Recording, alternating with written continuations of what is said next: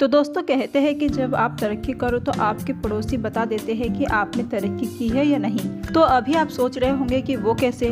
तो भैया सीधी सी बात है, अगर आपका पड़ोसी आपकी तरक्की से जल रहा है तो वाकई में आपने तरक्की की है। अगर नहीं जल रहा है तो अभी तक आपने कोई तरक्की नहीं की है। जी हाँ दोस्तों, आज ये हालात सच हो गए हैं। वो कैसे, तो चलिए जानते हैं। दरअसल चाइना की सरकार ने बिना कोई मतलब से भारत की सरकार से पंगा लेने का मूड बना लिया है और कोई मौका नहीं छोड़ती, कोई भी इंटरनेशनल मंच नहीं छोड़ती जहां पर भारत को वह भारत की निंदा या आलोचना ना कर सके। अब G20 समिट का ही ले लीजिए। G20 की समिट की मीटिंग जब से शुरू हुई है तब से चाइना ने कोई ना कोई मीटिंग के अंदर अड़ंगा तो लगाया ही है। कभी चाइना वाले कह देते हैं कि कश्मीर के अंदर G20 की मीटिंग हो रही है और इसीलिए हम नहीं आएंगे। कभी मुंह उठाकर कह देते हैं कि अरुणाचल प्रदेश हमारा हिस्सा है, इसीलिए इस मीटिंग में हम नहीं जाएंगे।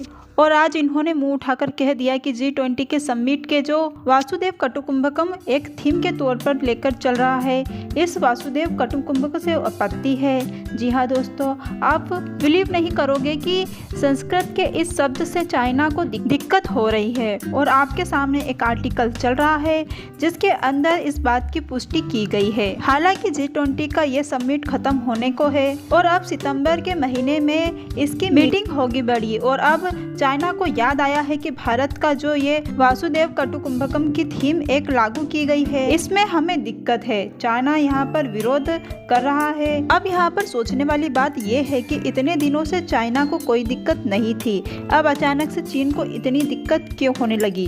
दरअसल चीन को बहाने चाहिए भारत को नीचा दिखाने का। और ये जब से भारत कोई तरक्की का मेडल हासिल कर ले तब से चाइना के अंदर लिस्टें बननी शुरू हो जाती है और वो इन लिस्टों के अपनी कमियों को दिखाते हैं। अब चाइना को दिक्कत किस बात से है और चाइना ने ऑफिशियल तरीके से क्या कहा है। चाइना कह रहा है कि यूनाइटेड नेशन के अंदर 6 भाषाओं को मान्यता है और ये जो संस्कृत भाषा है यूनाइटेड नेशन के इसे मान्यता नहीं दी है।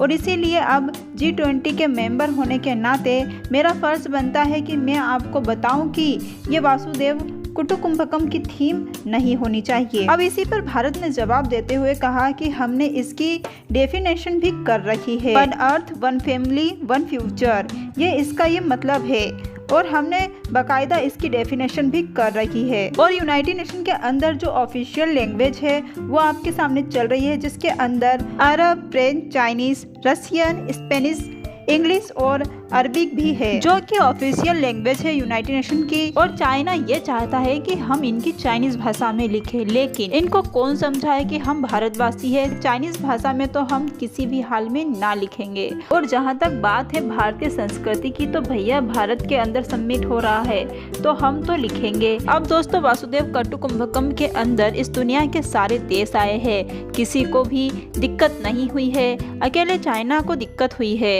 इससे पता चलता है कि चाइना भारत की तरक्की को देखकर कितना जलता है और भारत की संस्कृति विरासत इतनी बड़ी है, पूरी दुनिया को एक करने का दम रखती है। और यही कारण है कि चाइना को डर है कि भारत के ऊपर अगर इस तरीके से डिपेंडेंसी हुई और भारत अगर इस तरीके से अपनी संस्कृति को आगे लाने लगा तो वाकई में ये लीडर बन जाएगा, क्योंकि चाइना के पास इस तरीके की कोई संस्कृति नहीं है कि दुनिया यूनाइट कर सके।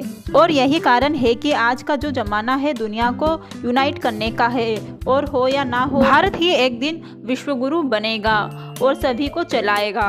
हालांकि आपका क्या मानना है इस पूरे टॉपिक के ऊपर, कमेंट बॉक्स में अपनी राय जरूर दीजिएगा। वीडियो देखने के लिए धन्यवाद। वीडियो अच्छा लगा हो तो लाइक और चैनल को सब्सक्राइब जरूर करें। वीडियो के अंत तक